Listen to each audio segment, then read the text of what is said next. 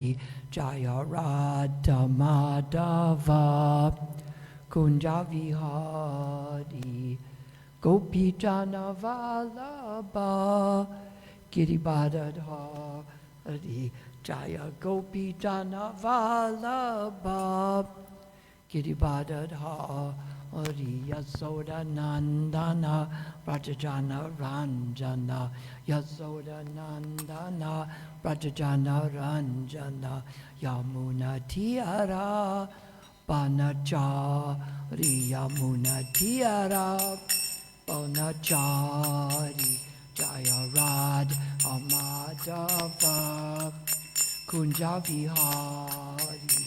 Where's the Bhagavatam? Gopi, the Bhagavatam. Gopi Chanda Vallabha Giribadadhari Jaya Gopi Chanda Vallabha Giribadadhari Yasoda Nandana Brajajana Ranjana Yasoda Nandana Brajajana Ranjana Yamuna Tiara Banachari Yamuna Tiara Banachari Jaya Radha Madhava Kunja Vihari Jaya Radha Madhava Kunja Vihari Gopi Jana Vallabha Girivadadhari Jaya Gopi Jana Vallabha Girivadadhari Yasoda Nandana Brajajana Ranjana Yasoda Nandana Brajajana Ranjana Yamuna Tiara Banachari Yamuna Tiara Banachari. Om Namo Bhagavate Vasudevaya. Om Namo Bhagavate Vasudevaya. Third. Can someone bring me water? Om Namo Bhagavate Vasudevaya. Om Namo Bhagavate Vasudevaya.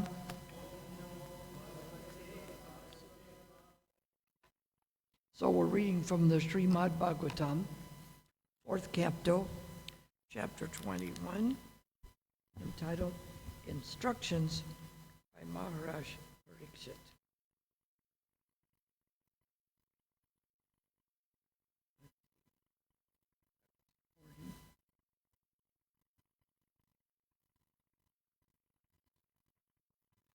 Two, correct?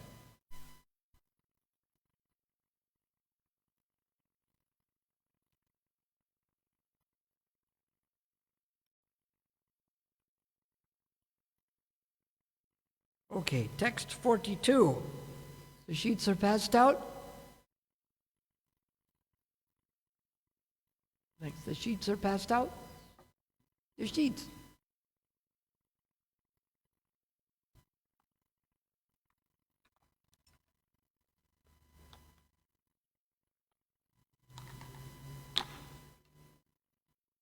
This is text 42, chapter 21, 4th canto.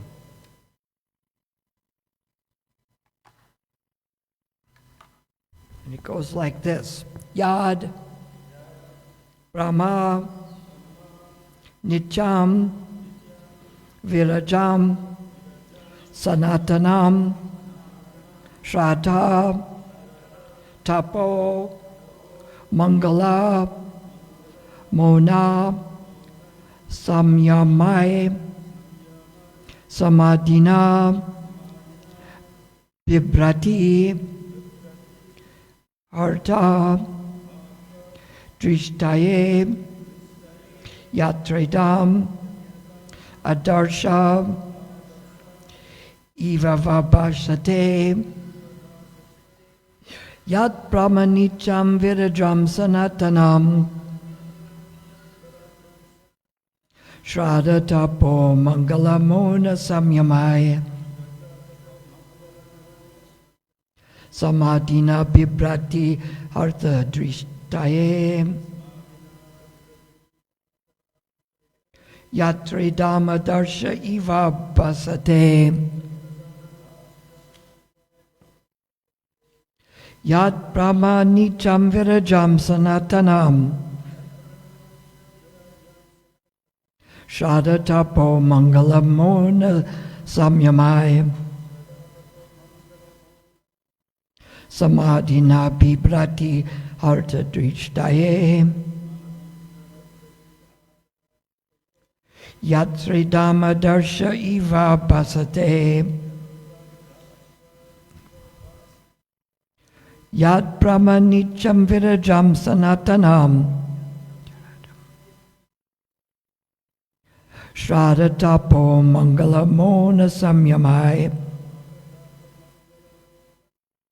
Samadhina Bibrati Harta Drishtaye Yatri Dhamma Darsha Iva Vabhashate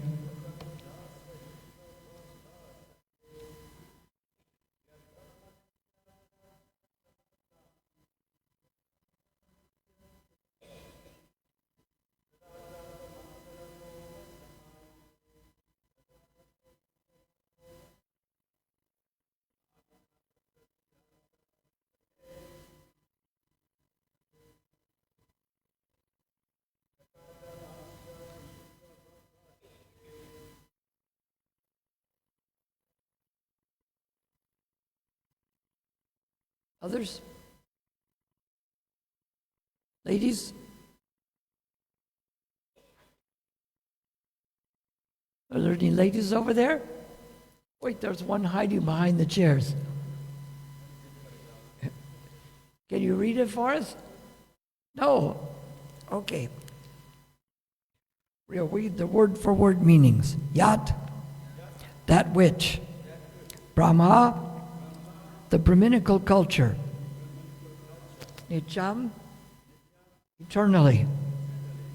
Virajam, without contamination.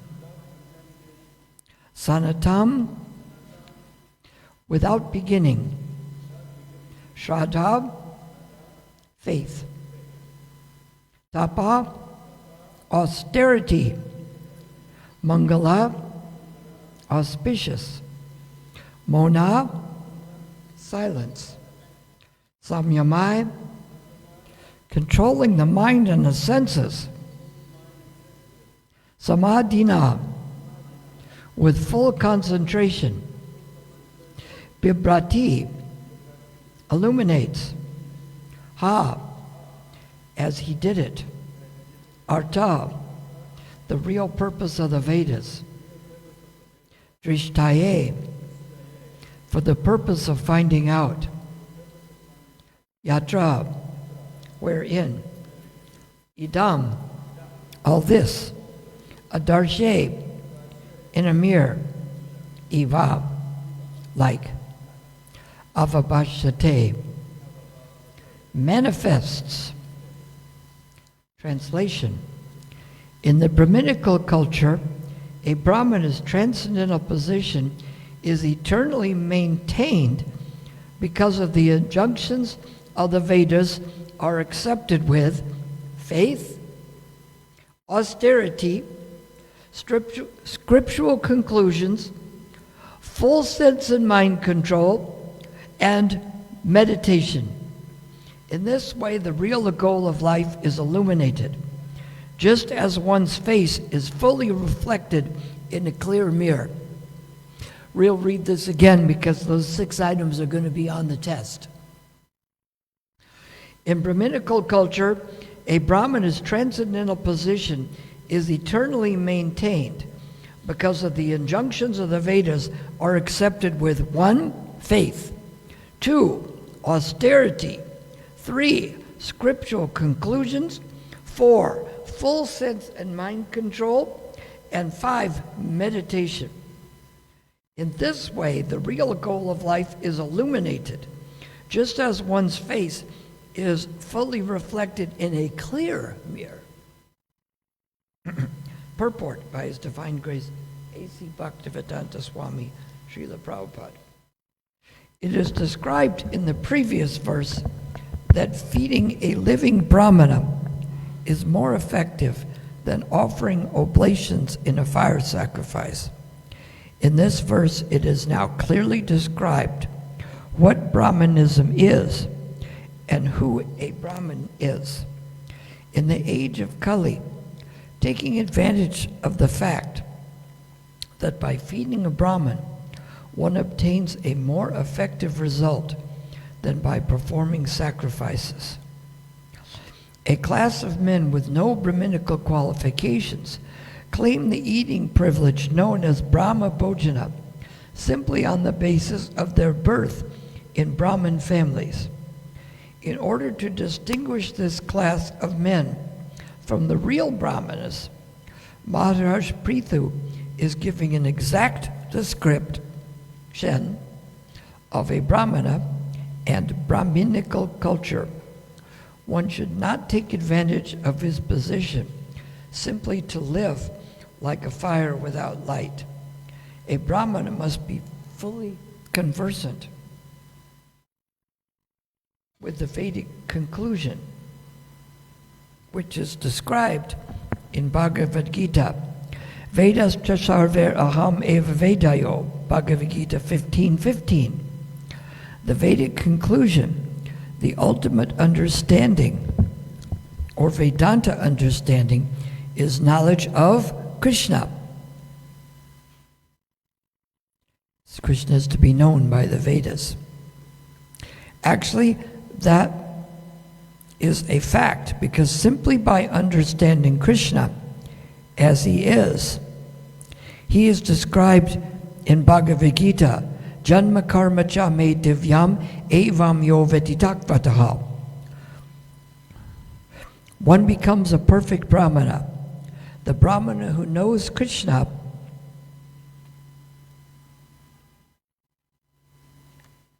perfectly well is always in a transcendental position. This is also confirmed in Bhagavad Gita 14:26. Mam cha ya vabhicharena bhakti yogena sevate sagunan samatitayanan brahma bhuyaya kalpate. One who engages in full devotional service and who does not fall down in any circumstance at once transcends the modes of material nature and thus comes to the level of Brahman. I'm going to read that because that's going to be on the test I'm going to ask you at the end. One who engages in full devotional service and who does not fall down in any circumstance at once transcends the modes of material nature and thus comes to the level of Brahman. Therefore, a devotee of Lord Krishna is actually a perfect Brahmana. His situation is transcendental, for he is free from the 4 defects of conditional life. These 4 will be on the test also, which are tendency to commit mistakes, 2, to be illusioned, 3, to cheat, and 4, to possess imperfect senses.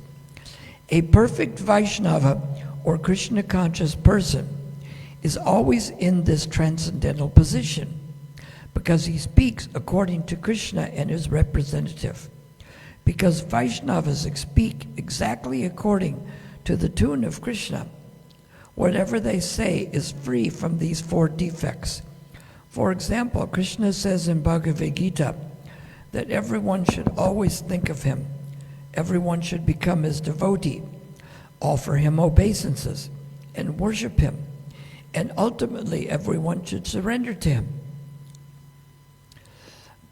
These devotional activities are transcendental and free from mistakes, illusion, cheating, and imperfection.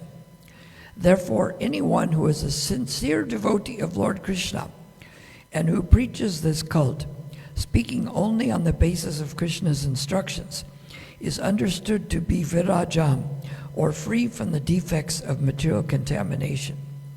A gentle Brahmana or Vaishnava therefore depends eternally on the conclusions of the Vedas or Vedic versions presented by the Supreme Personality of Godhead himself.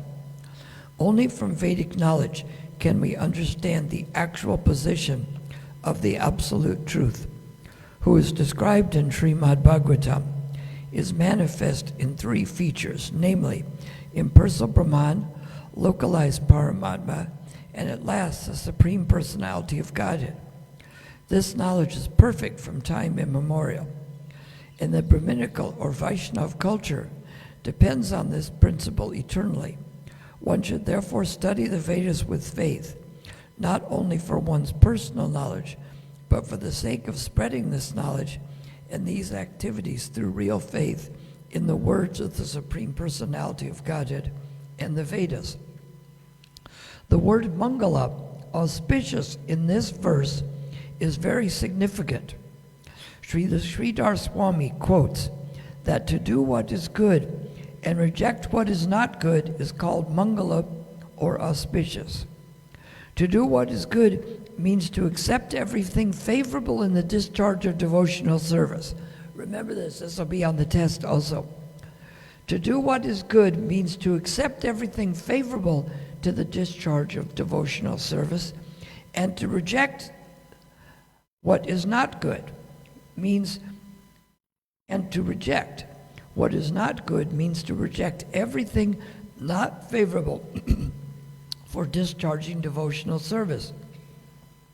In our Krishna conscious movement, we accept this principle by rejecting 4 prohibitive items, namely illicit sex life, intoxication, gambling, and flesh eating, and accepting the daily chanting of the 16 rounds of the Hare Krishna Maha Mantra, and daily meditation 3 times by chanting the Gayatri Mantra.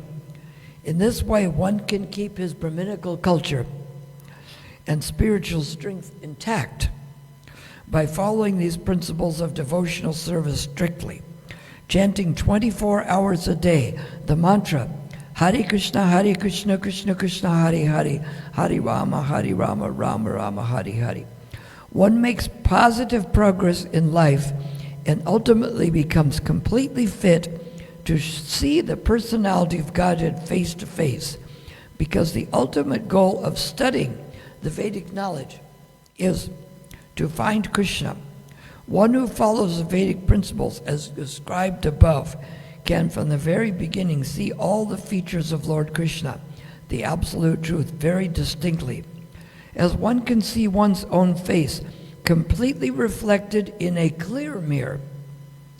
The conclusion is therefore that a Brahman does not become a Brahman simply because he is a living entity or is born in a Brahmin family.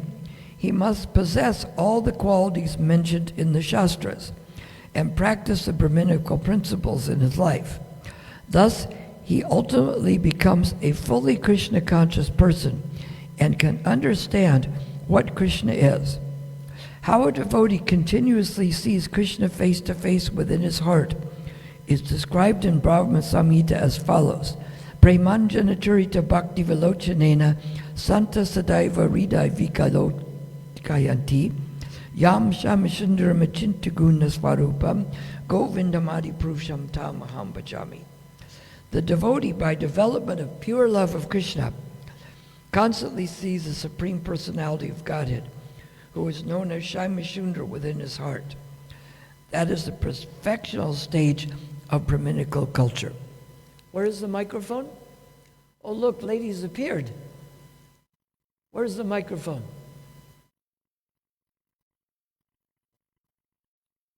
Because now I'm going to ask you some questions here. Remember I said certain things would be on the test? You found it? Okay. So here we go.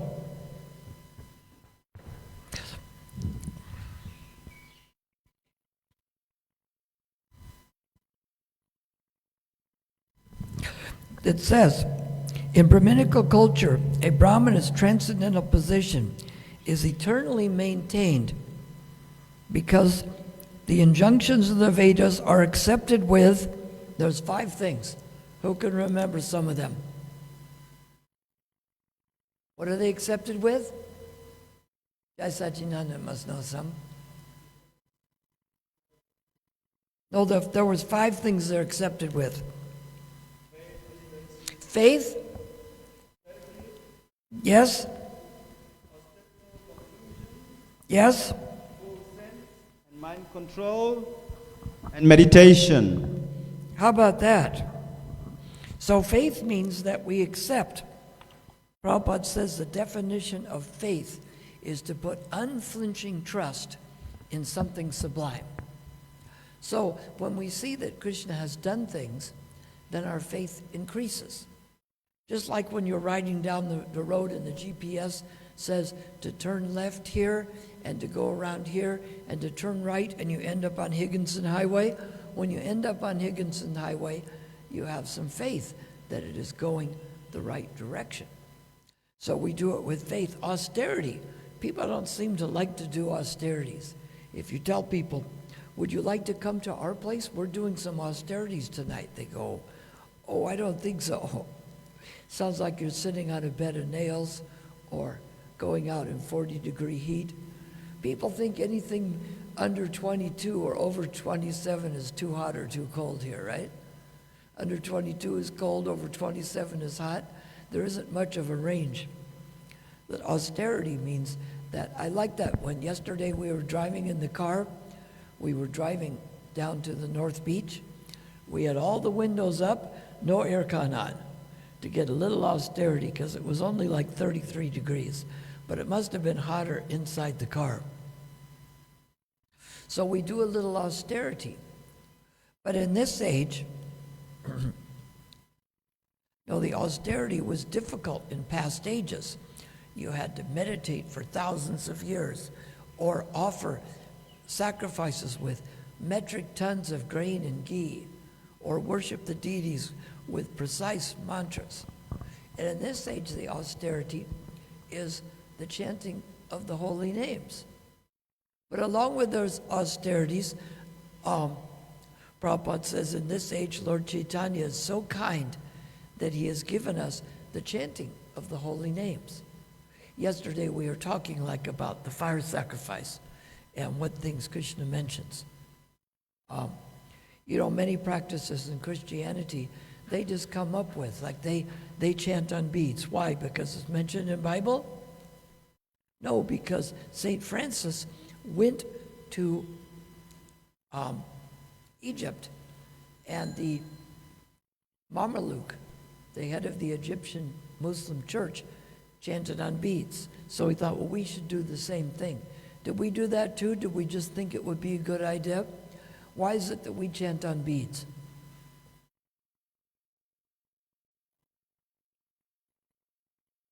Counting it.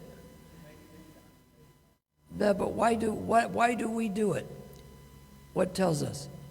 Raghunath Bhatta can answer that. That when we chant on beads, is that something we just manufactured? Like they did, the Christians saw the Muslims doing it, so they did it? Or is it something that's mentioned to us in scriptures? Where is it mentioned? Well, it's important to chant on beads anyway.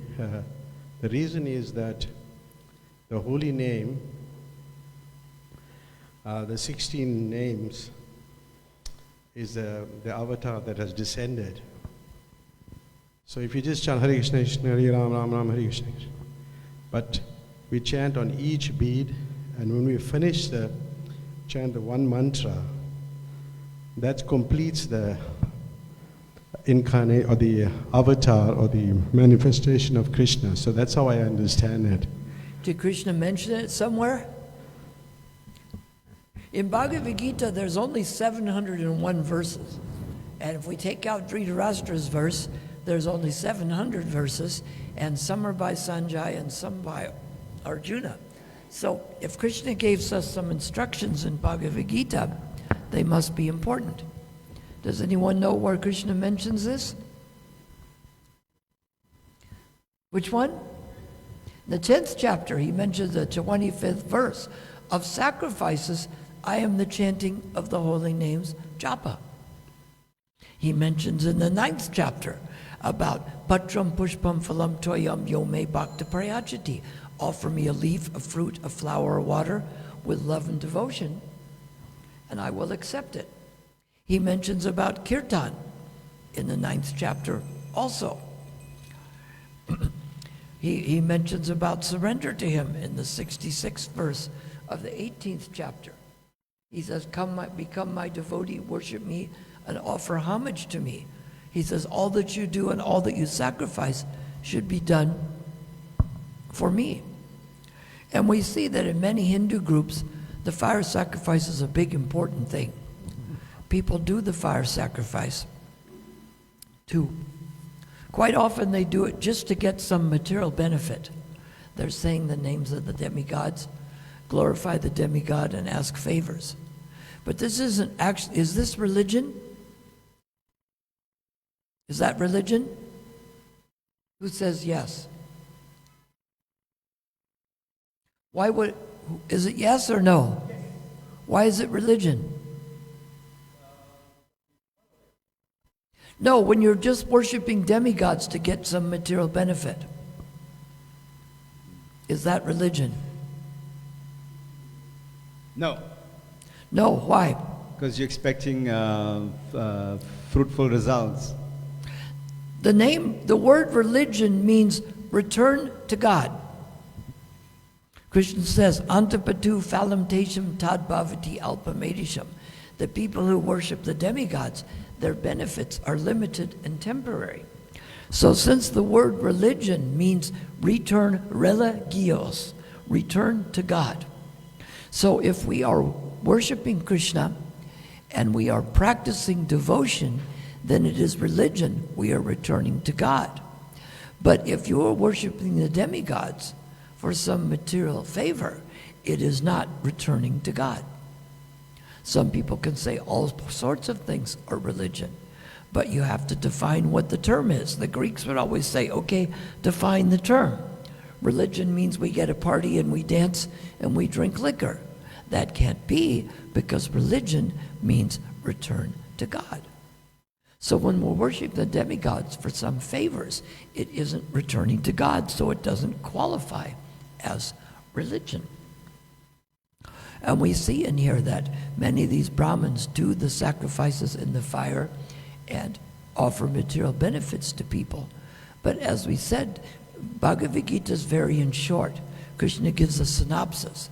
Therefore, the things in Bhagavad Gita must be important, because it isn't as vast as the Vedas.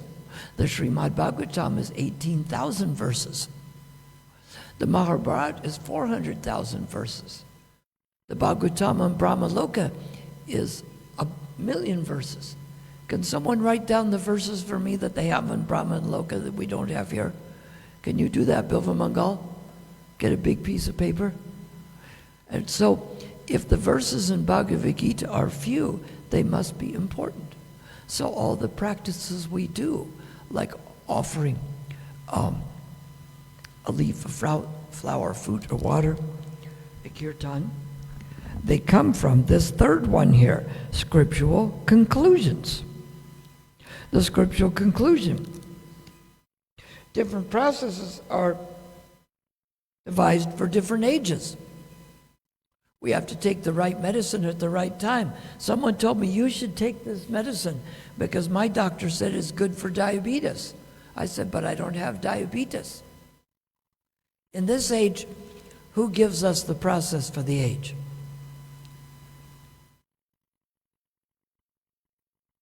I give you a hint. He's on the altar to our left and to the right of Radha Radhanath. Who's up there? Chaitanya. He gives us the process for this age. Chaitanya Mahaprabhu went to South India. He didn't take a fast train. He walked, and he made devotees along the way. And the Tattvavadis, who are our Sampradaya, but without Lord Chaitanya, Madhavacharya, he asked the Tattvavadi Guru, what is the best process in the age of Kali Yuga? And the Tattvavadi Guru said, to practice our Varna and our Ashrama and offer the result to Krishna. This is true, we do this, but it's a secondary process. Lord Chaitanya said, but the Shastras say that in the Kali Yuga, the hearing and chanting of the holy names is the best process. Does that mean we don't do our Varna nicely? No, it means we do. But it means to do it nicely, we chant the holy names of Krishna, because then we're asking Krishna to help us become the servant of God and the servant of others. And so this is where the faith, the austerity is chanting of holy names, and the scriptural conclusions for this age. We can't use the time and place for a different. Because what if the time and place is different? What if the city delivers you blankets and a snowplow today? Would that be a good idea? But isn't much of the world in winter? So isn't it a good idea to have a snowplow and winter jackets and winter blankets? Is it? No, because it's not winter here. It's not winter now. So it's the wrong time for it. You can't say that during winter snowplows are needed and thick woolen jackets are needed and thick wool cups and like 2 layers of socks, because it's not the time or the place for it. So the scriptural conclusions talk to us about the time and the place.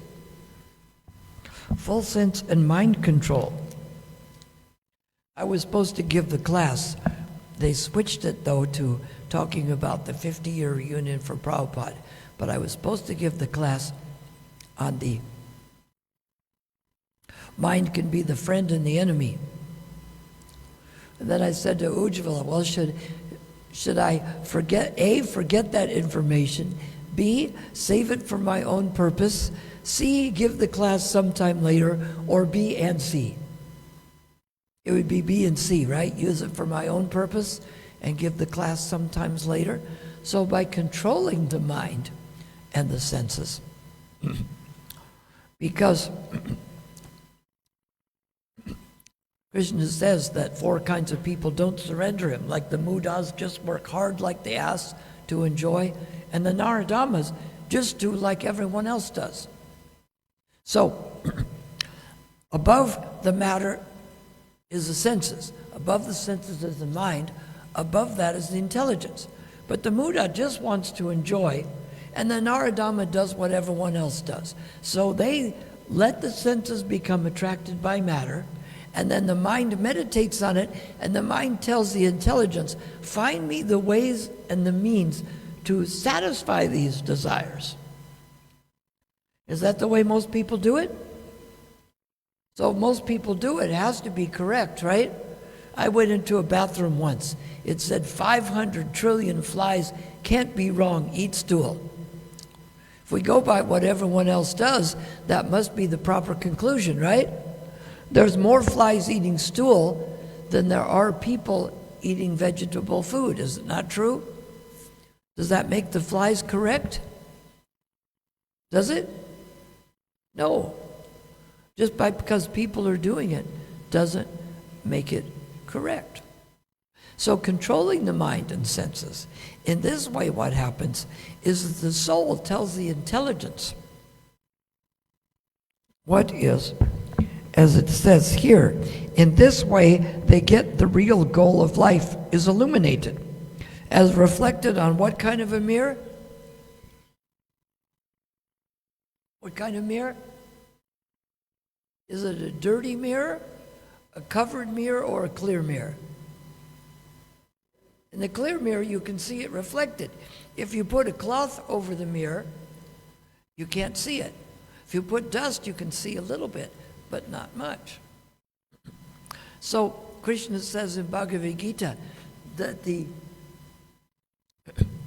intelligence of those who are irresolute is many-branched. If you think, oh, I'll go up to the sports field. No, maybe I'll go to the mall. No, maybe I'll go back to the temple. Maybe I'm here. You're running all over without a real goal in life. So it's very hard to reach this goal, because if you have told the mind to tell the intelligence to, it's considered like the intelligence is the driver of the chariot, and the mind is the reins. So if the intelligence takes the mind, the reins, and directs the senses, which are the horses, the way it wants to go, it achieves the goal of life. Because the goal is like when we're driving somewhere, you put in the GPS. You say, I want to go to Phoenix. Do we have to be specific about our goal? Just like the one person, I never saw the commercial, but he said, the genie came to him and says, you have 3 wishes. He says, I want to be rich, cool, and irresistible to women. So he was changed into a chocolate chip cookies that were in the refrigerator. So his girlfriend comes and says, Tim, where are you? And she looks in the refrigerator. She goes, wow, look at these. She picks them up and eats it. She goes, oh, these are rich, cool, and irresistible. So he got to be rich, cool, and irresistible to women, but he didn't get what he wanted. Some people here in the GPX says, give me the directions to Phoenix. Where does it tell them to go? Anyone know? If you don't specify it, Arizona. Can you drive there in as much time as the Phoenix in North Durban? I don't think so. So if you're not specific about what you want, you may get something else. So to get this goal of life, we have to, if the mind and senses are running everywhere, if you're not sure where you're going, it's going to be very hard to get there. And that's why we set this as a goal. And we know that if these things stand in my way, then we're not going to go for them. If we know that the kilo of gold is behind here, do we go this way because something looks attractive? Or do we go where the real benefit is? So this is how we get the goal of life, is we meditate on where we want the mind to go. And what's a good way to do this? How can we control the mind? Do we sit down and say, I will not think of a blue elephant. I will not think of a blue elephant. If Krishna gives direction to the soul gives direction to the intelligence to the mind, and the mind to the senses, and the senses to matter. Where would be a good starting point in getting to our goal? Would it be with the matter or with the mind? Or would it be with Krishna? So if we add Krishna, Krishna says pavitram, he's pure. So if we add Krishna, in Bhagavad Gita it doesn't talk about fire sacrifice, but it talks about offering the process of hearing in the fire of the controlled mind. So when we're doing this austerity to control the mind, what do we do? What do we think about? Hare Krishna, Krishna Krishna, Hare Hare, Hare Rama, Rama Rama, Hare Hare. And what devices do we have on when we are chanting this mantra? What devices do we have on? 2 devices. The mind and 3. The mind, 4. The lips, the ears, the mind, and the intelligence. These devices are on. And what about other devices? Do we have the oven on and the television and the internet? Do we have those on? You know why that's not a good idea? You know how the brain works? The brain has a thing called reticular regulator. So if I'm chanting intently, the mind says, okay, everything else can wait. But if I say, let me check the emails, then the mind says, okay, email is important, this thing goes on the back burner. We may be having a nice discussion here. You don't build all the things out of wood, but let's just say we're in a wooden structure. And we're having a nice discussion, or we're talking about the Bhagavatam, or we're just sitting peacefully. If there's a way to let you know about fire, is the soft woman's voice say, I smell smoke in the air? Or does it go, wah, wah, wah? It makes the loud noise. You know why? It wants you to take the attention away from everything else and put the attention there, right? So we have to remember that where we want to put the attention. If the attention is on Krishna, we take it away from everyone else. I tell people, I drive a car, I use the computer, and I chant rounds, but I don't do them at the same time. Because if you're driving the car and you're on the computer and you're chanting rounds, which one of those things will be done well? None of them. I remember one woman was trying to back up in the car, and she was smoking a cigarette and talking on the cell phone and trying to put on lipstick. And I said, you're going to have to quit at least two of those things. So this is where we do it. We have to set our mind on the goal. When we get confused about the goal, it's going to be hard to get there. If you don't know where you're going, how are you going to get there? So what went on in the purport?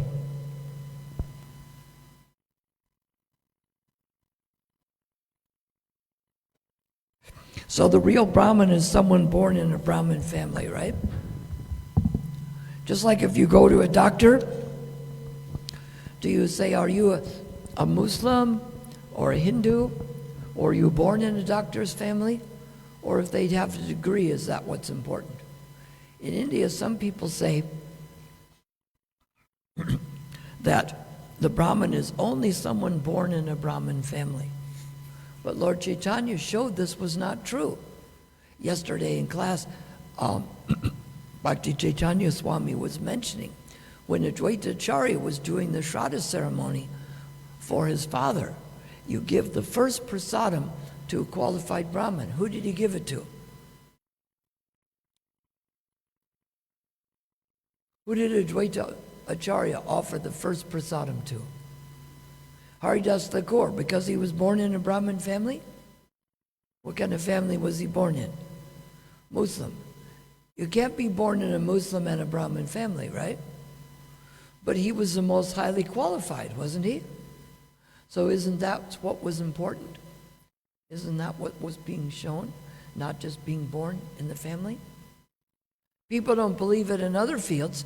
In India, the one person, Amitabh Bachchan, he speaks Hindi very distinctly, has his own TV shows, and he's in all kinds of ads. And he wasn't born in an actor's family, but everybody goes to see his movie. His son was not born in an actor's family, but nobody goes to see his movie.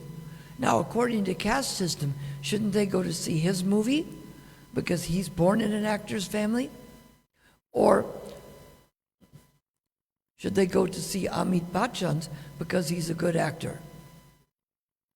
Which one did I go to see? Which movie do you think I went to see? None of them. Indian movies were ruined for me. You know why? We went with Prabhupada to J. Om Prakash's house, who was the biggest movie producer in India. And the biggest actors were there, Rajesh Khanna, Devanand, the four Kapoor brothers who had children and grandchildren as all kinds of actors.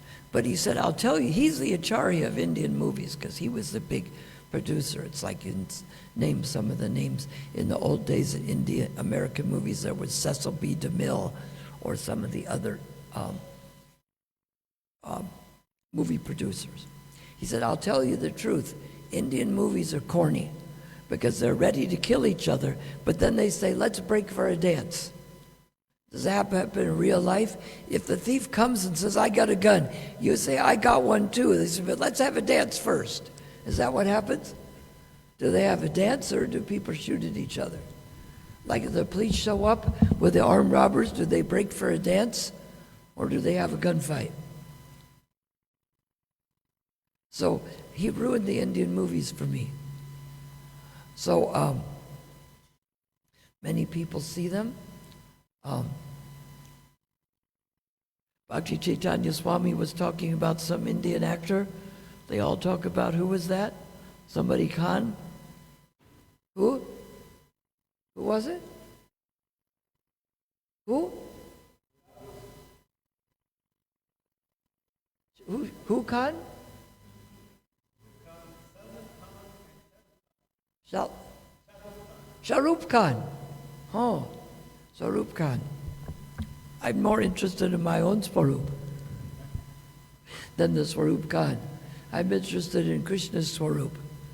I'm interested in, let's see, Swayam Rup and Swayam Prakash. You know who those are? Krishna's Swayam Rup, the original form, and Swayam Prakash is Balaram. So I'm more interested in that.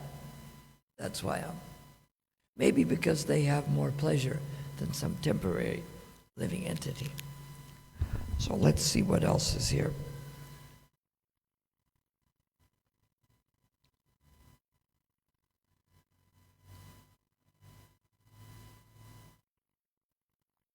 So what happens to one? How does one transcend the modes of material nature?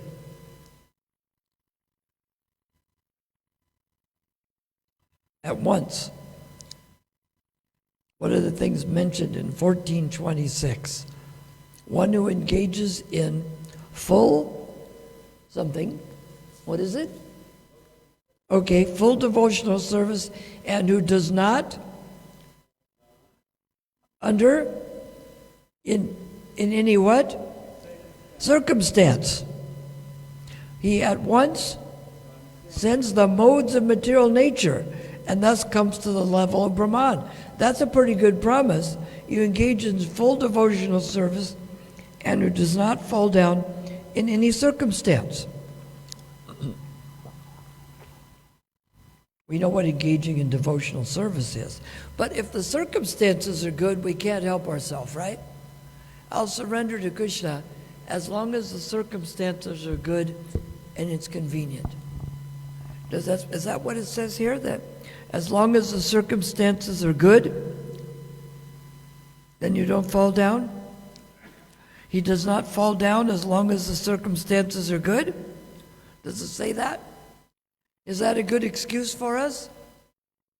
Is Krishna looking for excuses? Does Bhakti Brihad Swami like excuses? Does he? He doesn't. Do many people come up with excuses because of certain circumstances? Well, because of the circumstances, this happened, and because of that I can't do this, and because of that I can't do that. But he says in any circumstances. Can't think as long as circumstances are favorable, it might be more difficult.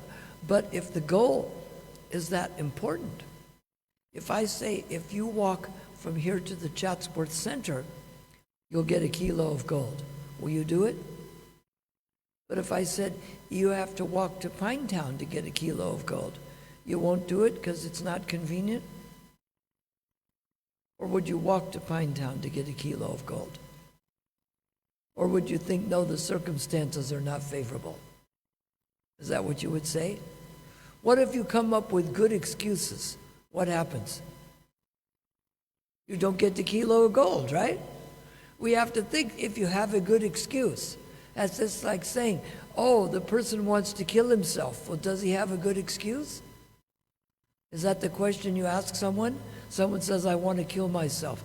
You say, well, are the circumstances bad enough? And do you have a good excuse? Is that what you would ask them in suicide prevention? I don't think so.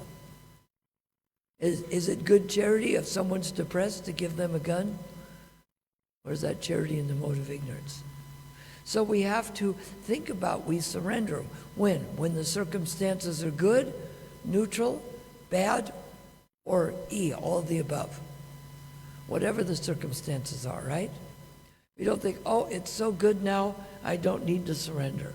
Oh, it's so bad now, I can't surrender.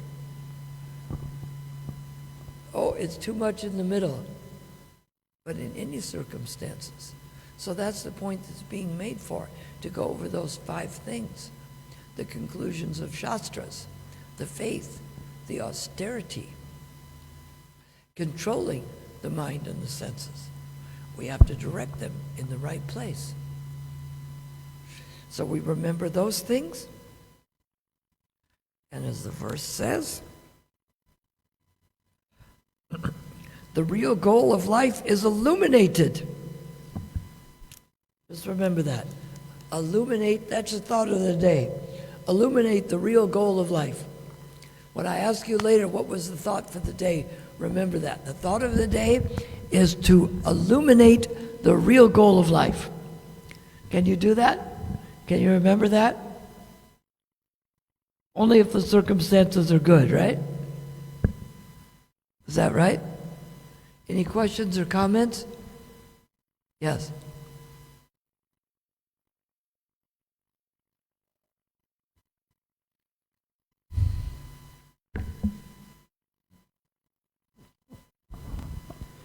You was talking about the chanting of the holy names on beads. Yes. Because the thing is, I'm aware of, of all, Krishna mentions his japa. But the point is that you chant on beads, even Bhaktisiddhanta Saraswati Thakur, all the acharyas, they chanted on beads.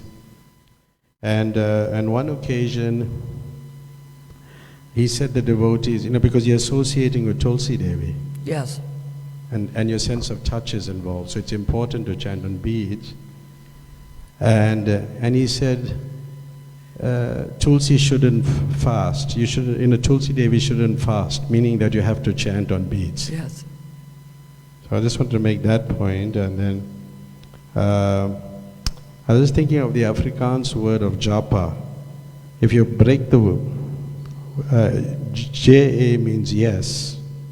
Oh. And P-A means father, Pa means father. Means It what? means yes, father. Yes, Father. So it's really Yes. You see, those are the reasons, and that's why Krishna's mentioning it.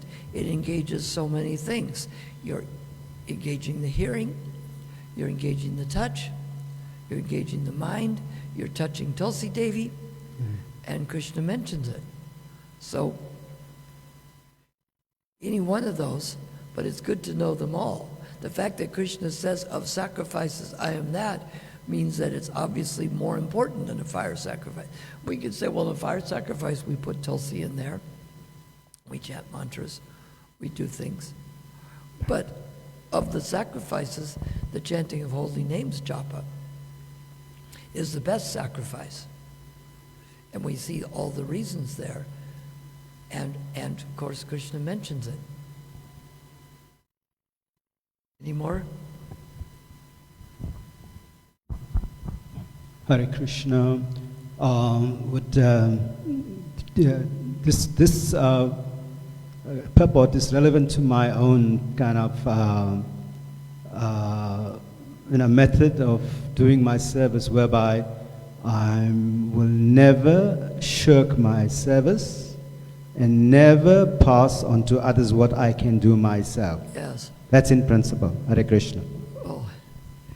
You mean excusanam and speculatanam are not processes of devotional service? Excusanam. Excusanam. Is that one of them? Is that what you practice? No, if you have the service, Krishna says, better to do your own duty than someone else's. And better do you do it. If it's better you do it than someone else's, then it's certainly better you do your own duty than make someone else do it. All right, Hare Krishna. Even if you think you have a good excuse,